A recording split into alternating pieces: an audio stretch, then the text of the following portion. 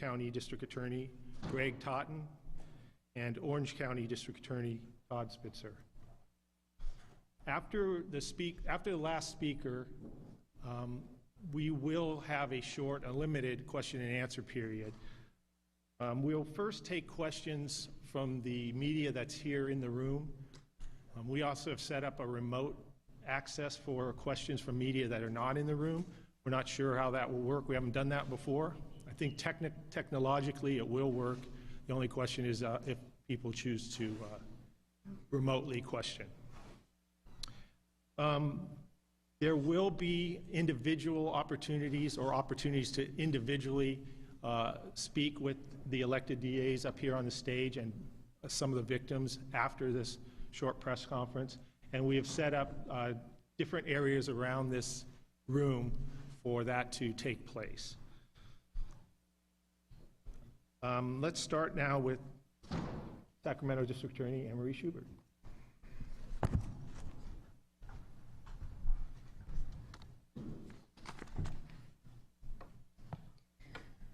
Today is a historic day in historic times in a historic venue. I want to take a minute to thank President Nelson from Sac State and his entire team here for the incredible effort that they've made, and to thank them for their willingness to allow justice to emerge in this venue today. I want to thank the Sacramento Superior Court and Judge Bowman and all of the court staff that worked tirelessly with the DA's office here to make this day happen here. I want to thank all of law enforcement that came together to provide public safety for everyone here today. To my colleagues, to the elected district attorneys from Northern, Central, and Southern California, for the prosecuting attorneys who have worked on this case tirelessly for many years. This has been an unprecedented and historic multi-county prosecution. To all of the police officers, detectives, and investigators who spent decades, long past retirement in many times, to help get us to this day. To our crime labs and to crime victim advocates across the state of California, and most importantly, to the victims and their families, thank you for being part of what I call Team Justice. This has been a very long journey for justice. It has been said, a journey of 1,000 miles begins with a single step. For so many, there is little doubt that this journey felt like 1,000 miles. This journey of passion and persistence finally led to this day of reckoning. Robert Louis Stevenson once said, "Sooner or later in life, everyone sits down to a banquet of consequences." This is that day for Joseph DeAngelo. But perhaps most importantly, this has been a journey of hope. Hope of finding light despite all of the darkness of death and destruction and despair that we heard today. For so many victims, finding that light on this journey came at different times, at different places, and in many different forms. But for most, if not all, that journey would not be complete until the rapist and the killer was identified and brought to justice. Hearing the words and the stories of the victims gives but a glimpse of their journeys. For instance, for Jane Carson Sandler, it was a journey of going from frozen in fear to harnessing her strength to tell her story so she might help other rape victims. Turn your mess into a message, turn your pain into power. And for Debbie Domingo, she was 15 years old when she saw the yellow police tape around the house that held the bodies of her mother and Gregg Sanchez. For years, Nightmares, depression, and drugs took over her life. She was homeless and she was hopeless. And then one day, as Debbie described, God whispered in her ear that he would carry her in her weary soul. It was a day that changed her life. Bruce Harrington once said, "This monster has a reservoir of victims." The Harringtons channeled their grief in 2004 to pass perhaps the greatest DNA databank law in this nation. Before that law was passed, about 1,200 DNA hits had happened, cold hits from DNA. Since that time of that passage in 2004, over 80,000 hits have occurred. Those 80,000 hits represent 80,000 victims. For others, finding that light in this journey came just a little over 2 years ago, when this revolutionary new DNA tool, investigative genetic genealogy, led us to identify and arrest this serial killer and rapist. For so many, the memories came flooding back. For instance, for Michelle Cruz, who was 17 when her best friend and sister Janelle was raped and murdered, she wept for hours after hearing about the arrest. After 32 years, she could finally unlock her bedroom door. In her words, "I can finally breathe again." For Loretta Maggiore, Brian's mom and Katie's mother-in-law, Loretta's now in her mid-80s. In her own words after the arrest, she thought about Brian every single day. Quote, "He would have been 61 years old. I made his killer dead in my mind for so long, I never really thought about it. I just missed my son." For all of the victims and their families, each has their own journey, each has their own story, each look to their own light despite the darkness. For the Sacramento community, the impact this man, the East Area rapist, had was ingrained in our memories. A 50-something-year-old businessman came up to me after the arrest and told me that his parents put tarps on the hallways of their floor so they could hear if the East Area rapist was walking down their hall. A middle-aged woman came up to me and said that she now felt safe to open her windows to feel the Delta breeze. For me, and for so many people in this community that lived here, he was the boogeyman. And then on April 24th of 2018, after his arrest and having sat and watched his interview with law enforcement, the detectives, Kenny Clark and many others that night, reality set in for many of us. Reality set in for many of us. Joseph DeAngelo isn't just the Visalia ransacker or the East Area rapist or the Golden State Killer. Having sat here today and listened and sat that night of his interview, he is the real-life version of Hannibal Lecter. He is a cruel, intelligent, sadistic serial killer. He is pure sociopath. He is a master manipulator. And then we have today, perhaps even for others, that light came today, that we now have moved this monster not simply from just being caught to now standing convicted.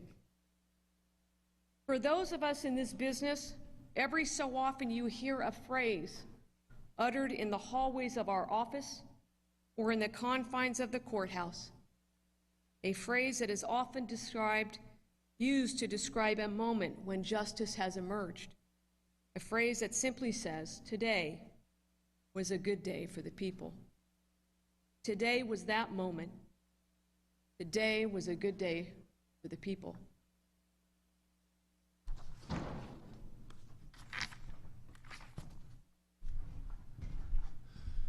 Tulare County District Attorney Tim Ward.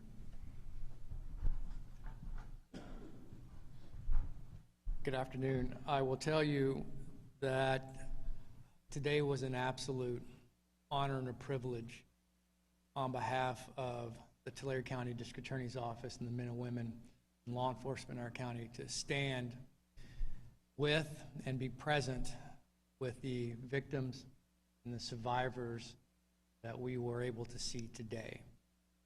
Your dedication, your commitment, and your defiance today is what fuels us to do what we do. There is no greater honor as a prosecutor than what we saw today. And so I want to thank the team that Anne Marie, Ventura, Gregg, Joyce, Dudley, and Becton, everybody put together, and Todd Spitzer with the contributions of Orange County DA's lab. It's just phenomenal. I will tell you that when I got the call from Anne Marie, Gregg, you were on the phone as well, that he had been caught. As you know, you heard a little bit today, the Visalia ransacker case were not solved by DNA. It took time for good old-fashioned police work to make the connection. So I want to thank the team that gave us that time to conclude our investigation. I'll tell you that the community in Tulare County, the city of Visalia, is keenly aware that the tragedy and the nightmare that befell this state began in Tulare County, and it still impacts the community today. For many, it's a nightmare they would wish to forget, but yet a memory that will not fade away.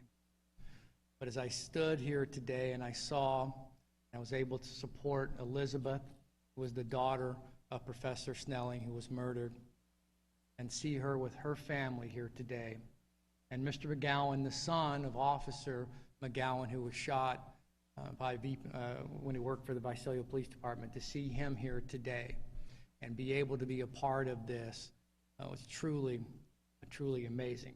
I would be remiss if I didn't thank the staff that came today and the staff that weren't able to be here today. Thank you for what you do. It is truly a privilege and an honor to be a part of this. This is the next step, and I'll finish and conclude with this, that for our case, count one, as you heard, this was always the ultimate disposition. As you know, our case was never eligible for the death penalty. So a conviction which granted life without the possibility of parole was always the ultimate goal in our case.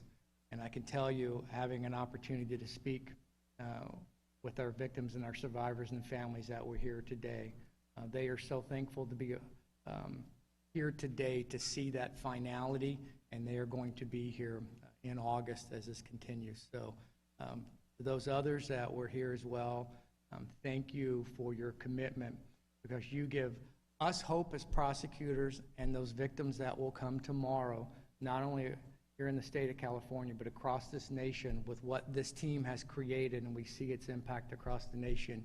You give hope to everyone out there. Thank you.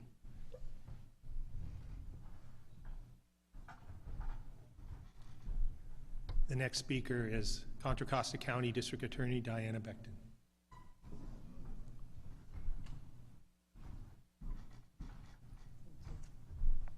Good afternoon.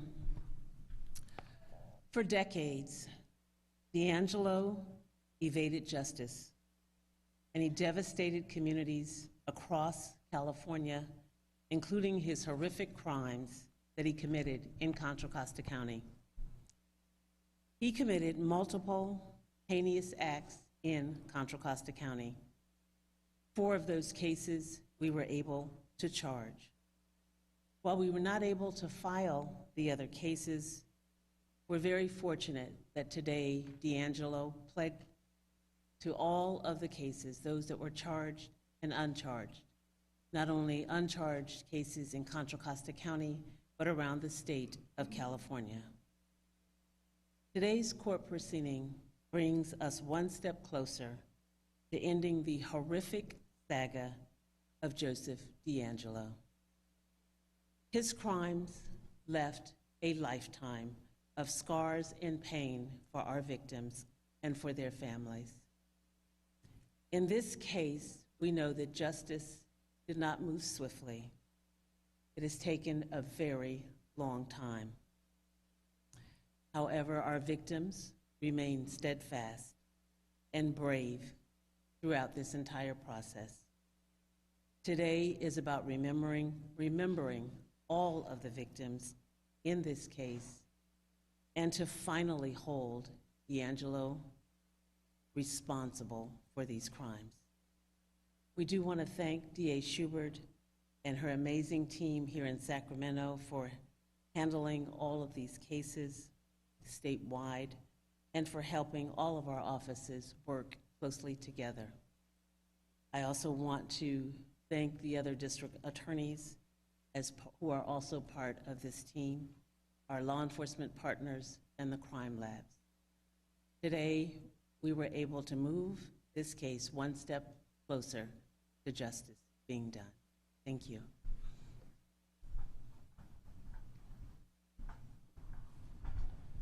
And our next speaker is Santa Barbara County District Attorney Joyce Dudley.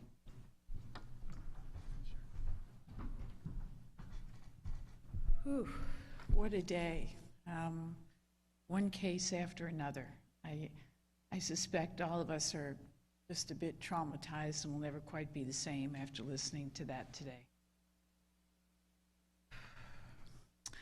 I've been a prosecutor for 30 years, and for 30 years I've looked into the heartbreaking, literally heartbreaking eyes of crime victims. For those who are most severely affected by a violent sexual assault, affected by seeing someone murdered, affected by feeling the pain of knowing their child is in the next room, their child is maybe not alive anymore, their child is witnessing a rape, and possibly their child will witness their mother being murdered. Those crime victims have a sadness in their eyes, and the only way I can describe it is as if a part of them has died. And I always wondered when talking to those crime victims if they would ever fully recover. For those many years, I also believed that justice delayed is justice denied. Today, there were so many emotions in the hours and hours that we all sat here. And I saw so much in the eyes of the crime victims, of DeAngelo's crime victims. And what I mostly saw was sadness and rage and occasional bursts of bravery that were extraordinary.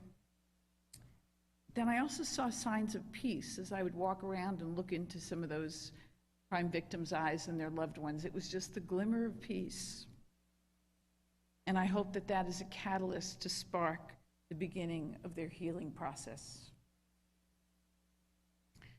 I know many of them rightfully believed that this day would never come.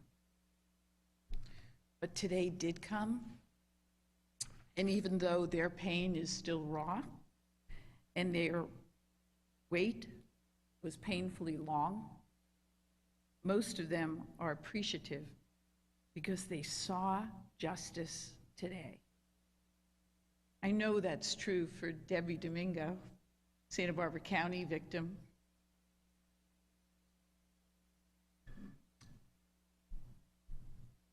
And for all of the other crime victims. And I believe they and I and everybody in this room and every district attorney who's here today owe that to DA Schubert and her extraordinary staff. I also believe the people of Santa Barbara County owe our appreciation to the hardworking and gifted law enforcement officers who worked on this case over the last several decades.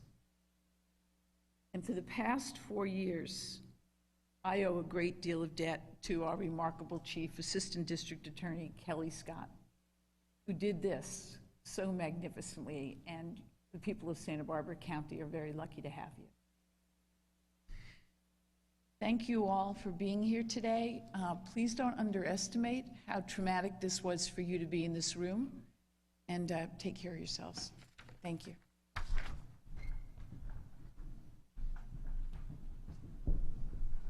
The next speaker is Ventura County District Attorney Gregg Todd.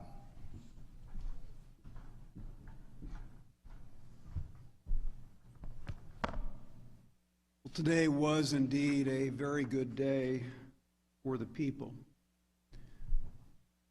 It was also a very good day for our justice system. I truly believe in my heart of hearts, justice was achieved today.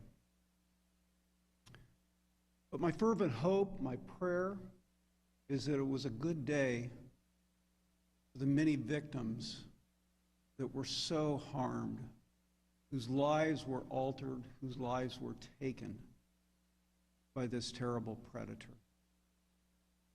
And this day would not have been possible without the visionary leadership of my good friend, Sacramento District Attorney Anne Marie Schubert. She got the ball rolling on this. All of us had been convening task force efforts, groups of investigators and detectives and prosecutors to try to bring this case to closure. Unfortunately, we had an investigator who came up with an idea out of left field, and rather than sitting on that, Anne Marie Schubert acted. And we are here today largely because of that. So I want to thank my good friend. I want to thank all my elected colleagues for their partnership. I want to thank the members of this courageous team that put this prosecution together. I especially want to thank my Chief Assistant District Attorney, Cheryl Temple, who is an extraordinary capital case prosecutor who I believe contributed mightily to the resolution of this case. You know, detectives, investigators, and prosecutors have a habit when they're handling significant cases of affixing a picture of the victim to the wall in their office, to their computer screen, or placing it under a clear plastic on their desk. And we do this because we want to be reminded of what the case is all about and why that case is important and what our duty and our obligation is to those individuals. But still, notwithstanding those efforts, passage of time during a lengthy hunt for a predator, or lengthy legal proceedings in court where we're trying to mount evidence against a predator, can cause our focus on those victims to be blurred a bit. We can kind of miss their importance, the importance of their life, their significance of their life, and their value to their loved ones and to their community. But thank God, their families, their survivors never forget. And they never allow us to forget about that importance, about the value of those lost ones in their lives. In today's plea hearing, we sought to remember and refocus the attention of all, of our entire criminal justice system, of the community, the larger media, state of California, on the many lives that were impacted by this predator, and their survivors, whose lives were forever altered by crimes this defendant, this predator, has now admitted before all. In this spirit, I want to briefly personalize Lyman and Charlene Smith. Lyman Smith was a gentleman. He was a very successful lawyer in Ventura County. He was a partner in a prestigious law firm in Ventura County, and by all accounts, he was on the cusp of receiving a gubernatorial appointment to the Superior Court in Ventura County. He had 3 children, one of whom is with us today, Jennifer, who loved him and adored him, and who he loved and adored. He cared about people, he cared about his community, and he adored his beautiful wife, Charlene. And Charlene, well, she was one of those rare individuals who had a zest and a passion for life. Her desires in life, more than anything else, were to love and be loved by others. And at the time of her killing, friends would acknowledge that she was as happy as she had ever been in her entire lifetime. So with today's events, I hope we honor their memory. I hope we honor the memory of all those victims who were lost to this terrible, terrible predator. Though many years have passed, time is not always the great healer we'd like to believe it is for those who are left behind. Beyond their own loss, they also had to experience the additional pain of learning that there were so many others here in the state of California that had suffered similar horror and trauma at the hands of this cruel serial killer and serial rapist. So it is my hope that despite the limitations of our justice system and the frailties of our justice system, the best system man has ever designed, that today's proceeding provides a measure of hope and a measure of comfort to those survivors who carry on, who endure in the face of their loss. And now I briefly want to focus on the plea decision because I'm sure a lot of you are wondering about that.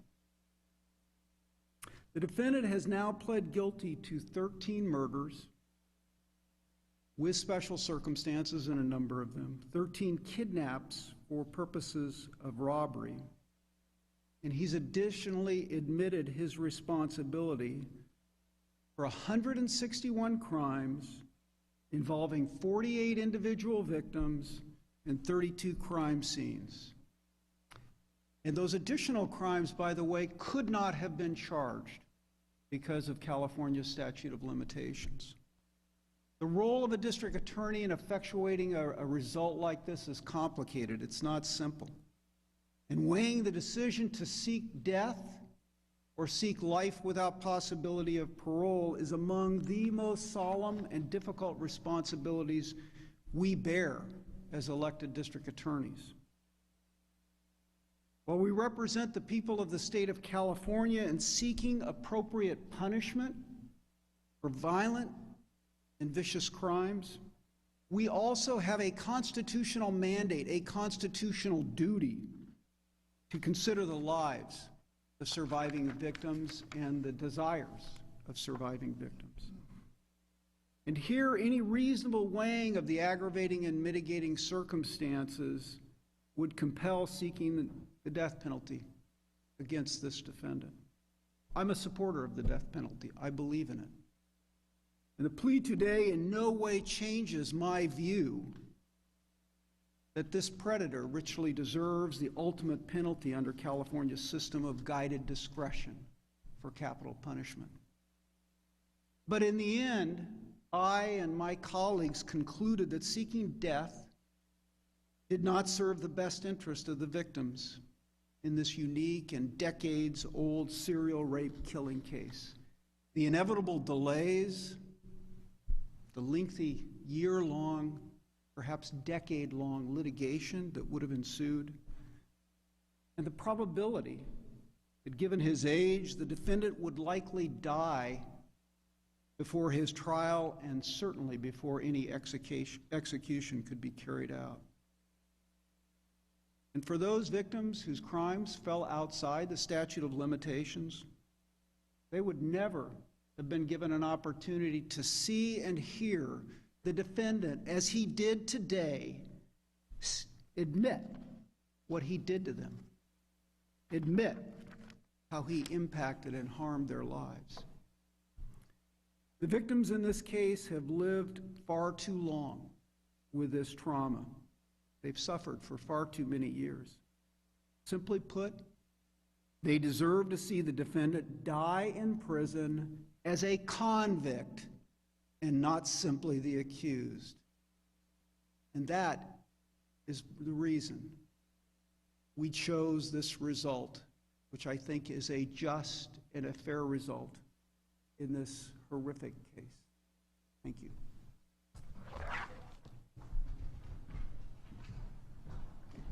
The last speaker before we take questions is Orange County District Attorney Todd Spitzer.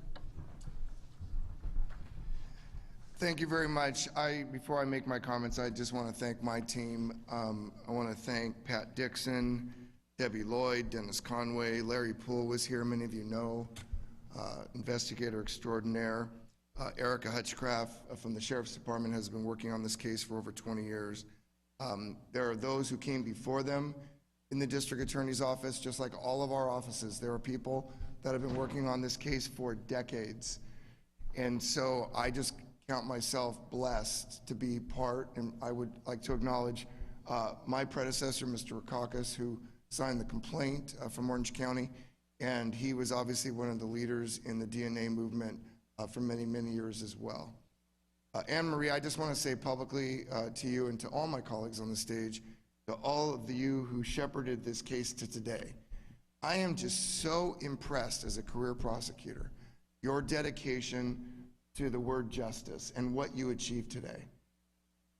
It's literally amazing. And some of the victims, you're still here listening to us, and I appreciate you staying. Today was a very difficult day for me because our world and our society is upside down. And while the nation is talking about defunding the police, the reason we got to a solution of this crime is because we support law enforcement. Those of you in law enforcement, career prosecutors and sworn and non-sworn, you are our heroes. I mean, the 5 of us up here, 6 of us, sorry.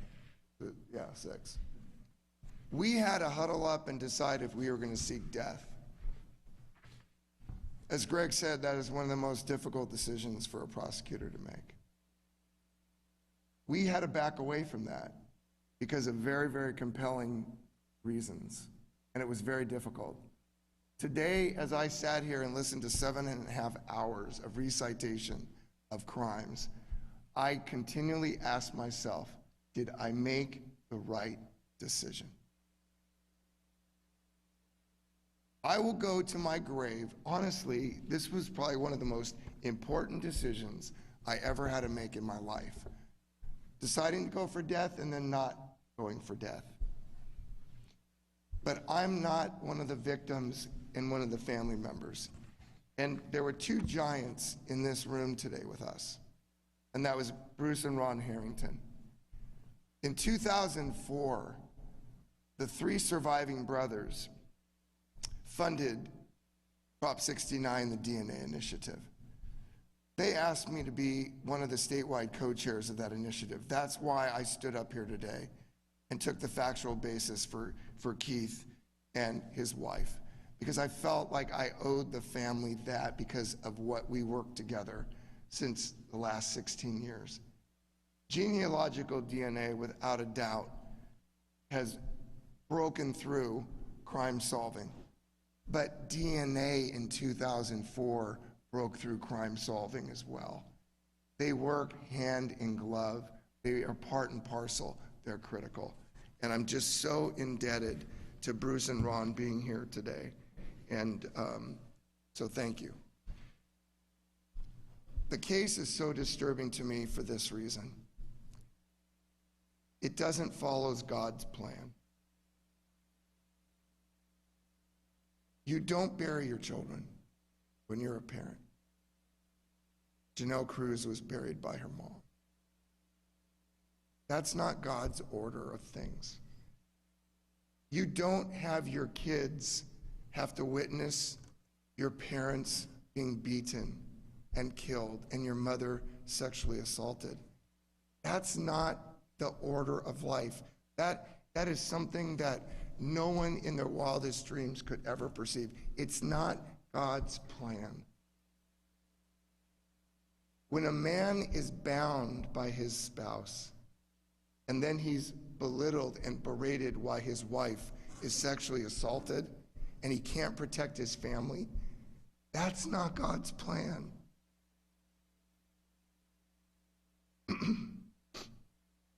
That's why this is so hard.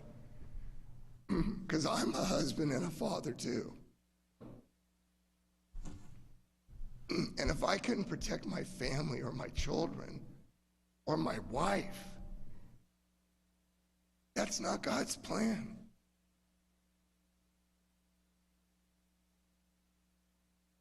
So I've been upset all day. And I know my colleagues have been upset. And they're right. This is a significant and landmark accomplishment. It is. And we should really celebrate that. And I cannot wait until August for the victim impact statements.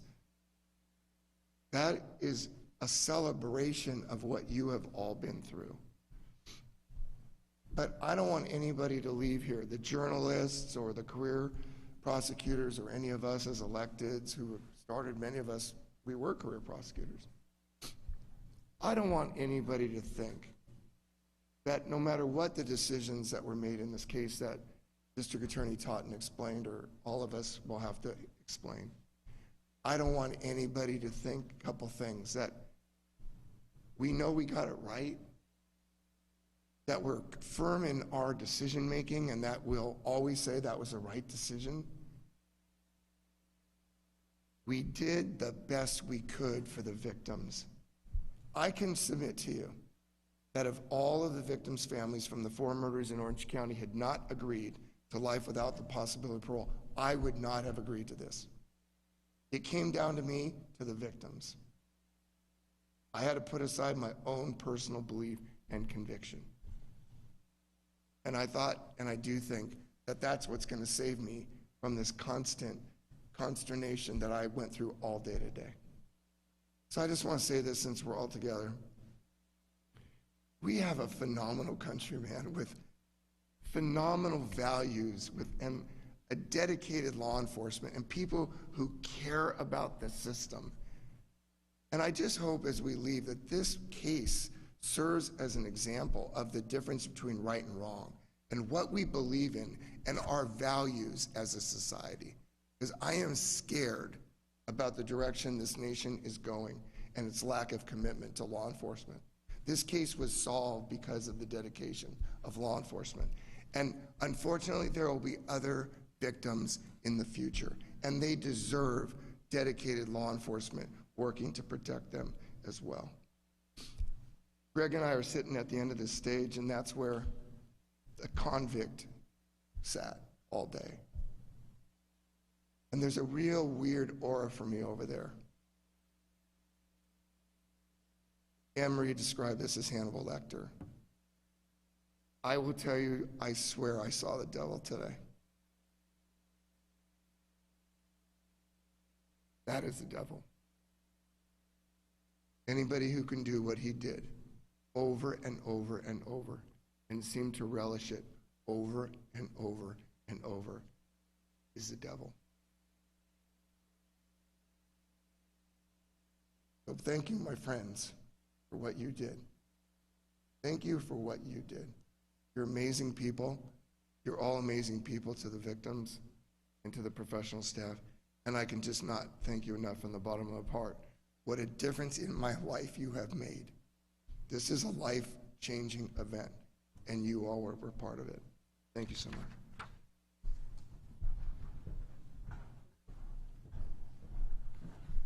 Okay, we're going to now open it up for questions. Before you begin, what a coincidence. You happen to be right in front of the microphone. We have a microphone over there. We'd ask that people who want to ask questions go ahead and queue up 6 feet behind the speaker, unless you have a mask on, and ask your questions from there. A couple of important caveats. One, we're only going to answer questions directly related to this case, so please keep your questions directed in that manner. And secondly, many of you already know this, and for those of you who don't, I'm telling you this again, and for those of you who do, I'll remind you, prosecutors are bound by certain legal and ethical obligations that prevent us from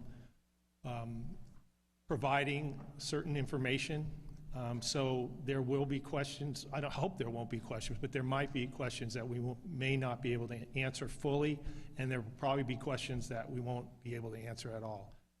Like I said, I hope not, but if that happens, we'll let you know. We also have privacy issues potentially with our victims that could arise that would limit what we can say about certain things. And one final thing that you might not have thought about, but we think about all the time, is we want to maintain the integrity of not only this investigation, but future investigations. So that could limit what we say or what we can respond, how we can respond to certain questions. So with that in mind, I'll open it up to the first question.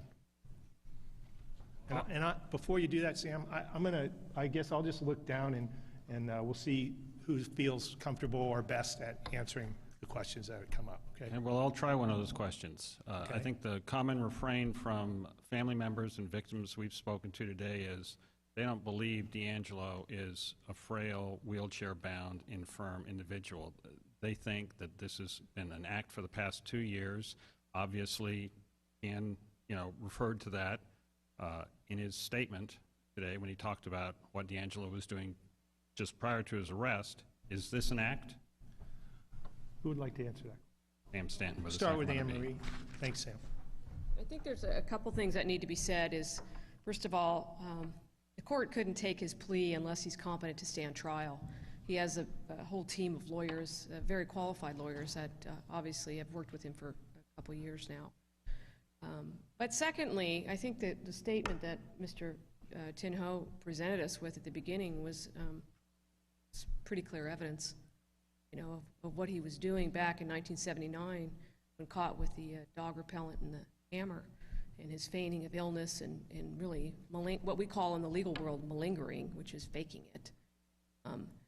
And then we fast forward to 2018, and the day or two before he's arrested, he's racing down the freeway on a motorcycle with very strategic counter-surveillance moves against the sheriff's department's team. And then within a day of that, he's then in an interview room. You're hearing these similar types of behavior that he had when he was arrested back when he was caught with a dog repellent.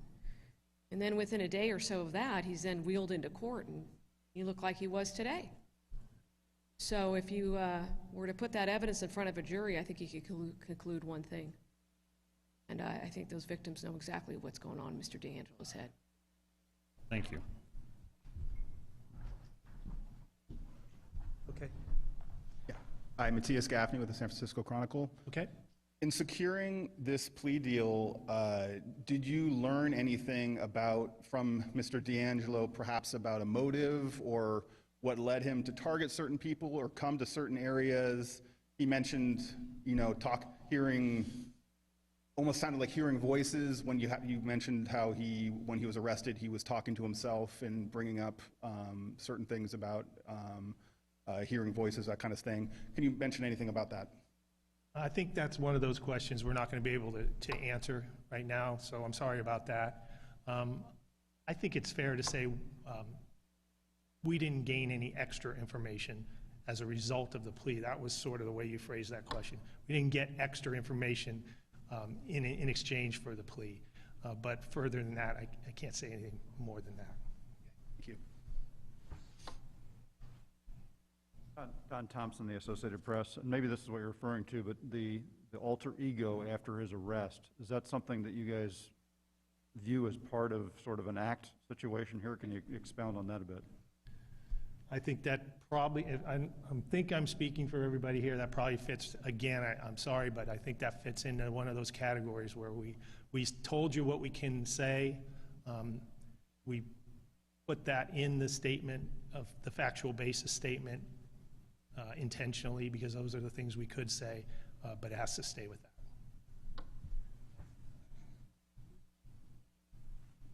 Hi there, Ventura with ABC 10. It was mentioned that litigation otherwise could have taken 10 years or so. In this highly publicized case, there's also a lot of Californians who are talking about, the cost savings for taxpayers if it had gone on.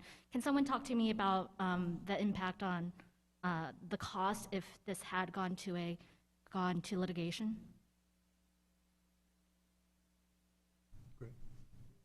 Tim, Gregg?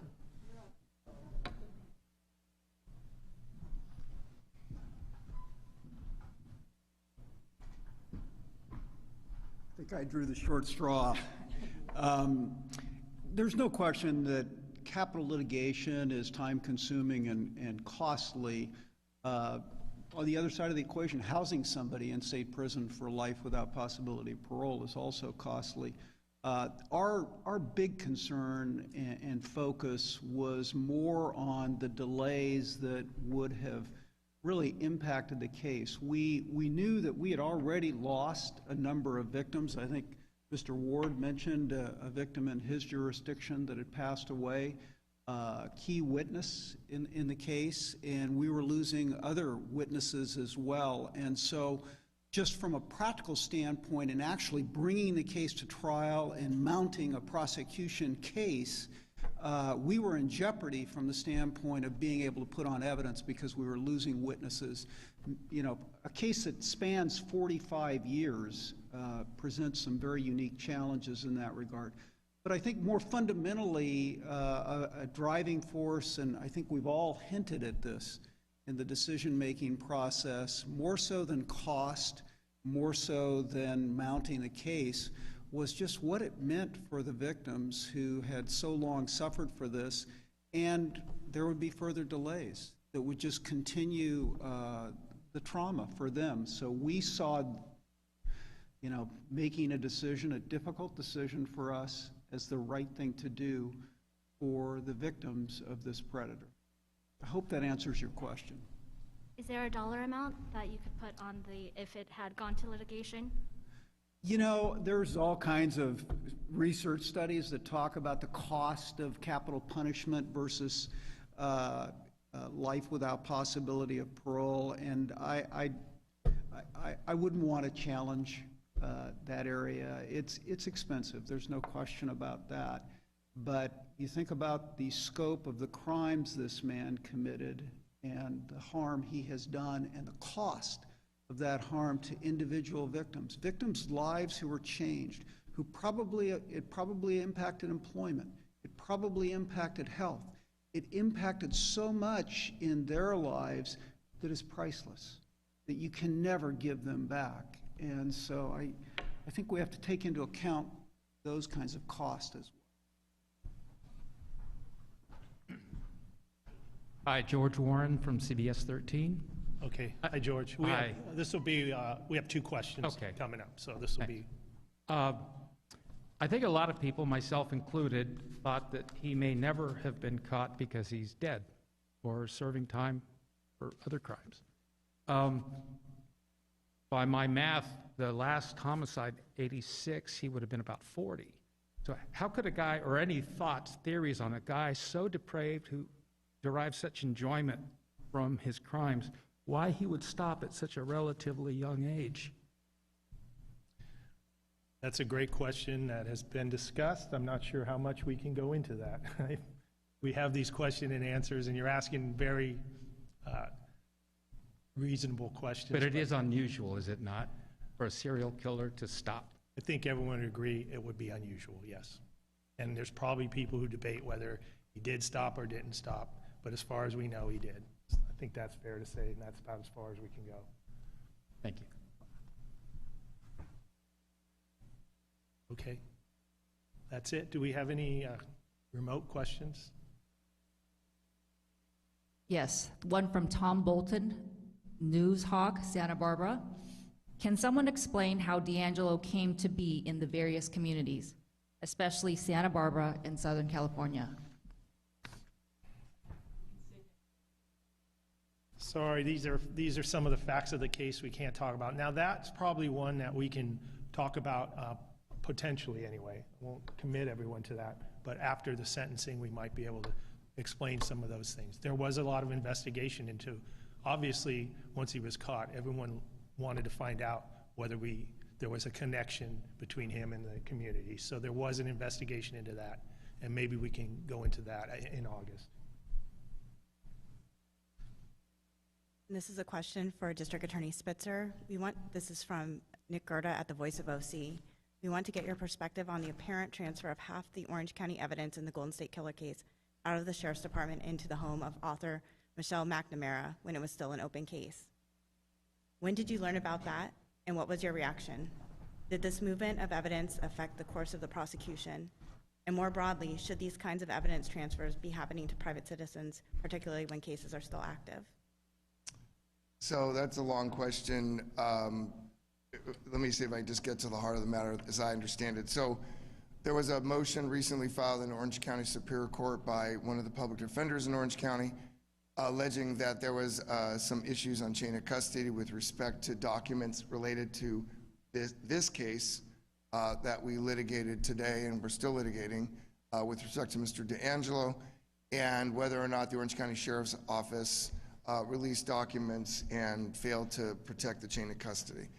There's absolutely no evidence that that's true. The defense was fully informed in Mr. DeAngelo's case about the fact that Michelle McNamara was given by the Orange County Sheriff's Department at some point some copy of police reports and other documents, non-evidence-based documents, and that she was using them either to help research who the Golden State Killer might be at that time. Whether or not she had ideas for a book at that time, I'm not personally aware. But there's just no evidence either that we failed in any way whatsoever to disclose that in this case, or that there was any problem with the chain of custody in any Orange County case. So I personally think it's much ado about nothing, but I also now have to litigate that in an Orange County Superior Court on a non-Golden State Killer case. So we'll deal with that in due course in Orange County.